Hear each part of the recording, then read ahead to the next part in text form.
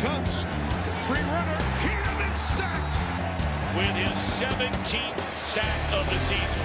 Then for the second straight year, the game ends on a sack. Hill being rushed. They got him.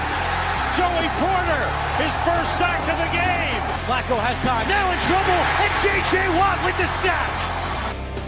Allô la gang, comment ça va pour ce nouveau podcast? J'espère que vous allez bien, ça faisait longtemps qu'on s'était pas vu. C'est cool de se faire un nouveau podcast avec des petites infos qui se passent pendant cette intersaison. C'est surtout pour ça qu'on se fait ce petit podcast. Alors, s'il y a un problème de son, j'en suis désolé. C'est qu'il y a un problème actuellement avec mon micro, donc micro de secours. La qualité devrait être moins bonne pour ce podcast et j'en suis désolé par avance. Donc, on va pouvoir maintenant diriger tranquillement vers les deux grosses infos. La grève commencée par Aaron Rodgers et surtout le trade de Julio Jones.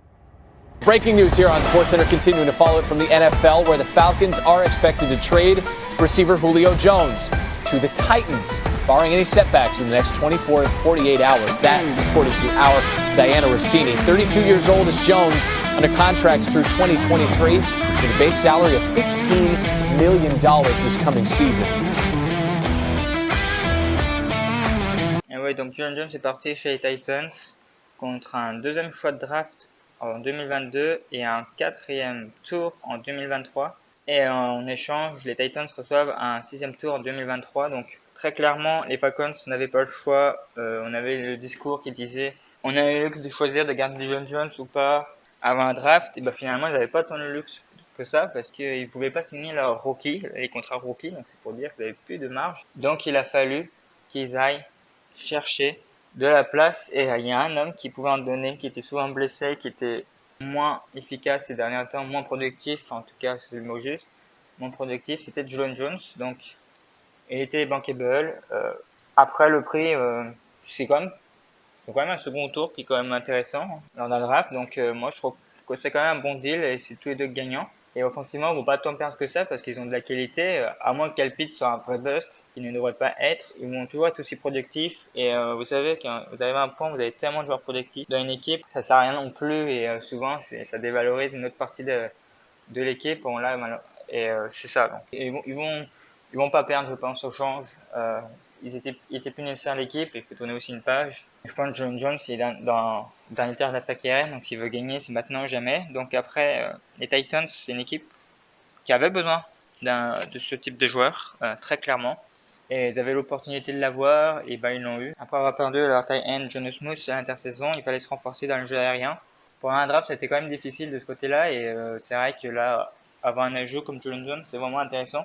Après, la question, c'est est-ce qu'il sera présent sur le terrain ou pas, parce que c'est pour ça qu'il a été trade aussi par les Falcons. C'est qu'il a subi beaucoup de blessures dans les deux dernières saisons, et c'est quand même malheureux d'en arriver là. Mais c'est à la loi du football, et c'est vrai que c'est quand même une petite déception pour les Falcons de voir leur franchise player partir, mais ça fait la loi du sport et de la NFL. Donc voilà pour ce trade. Maintenant, on va pouvoir passer aux Packers. Les Packers, à l'heure actuelle, ça y est, en statut de gréviste, Aaron Rodgers, donc on commence à en douter, la situation ne s'améliore pas.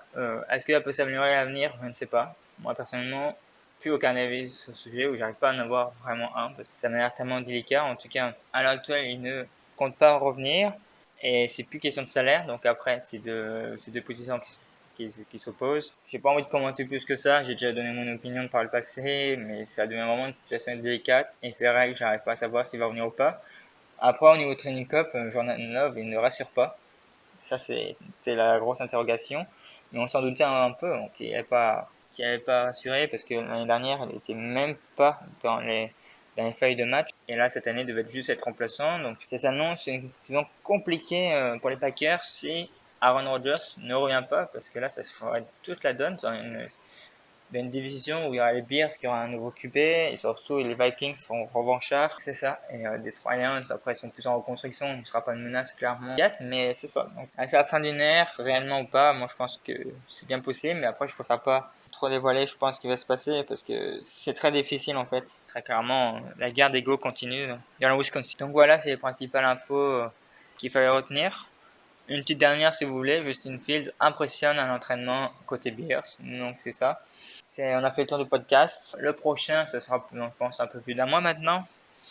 On va commencer à faire l'état des lieux de toutes les équipes, division par division. Elle va arriver très rapidement au mois d'août. Pour l'instant, on va juste profiter de l'été, penser Donc certains vont prendre du service au restaurant, d'autres vont profiter des vacances et pouvoir enfin être libre parce que ça a été un hiver très dur pour tout le monde. Et sur ce, je vous souhaite à très bientôt. Bye bye, ciao!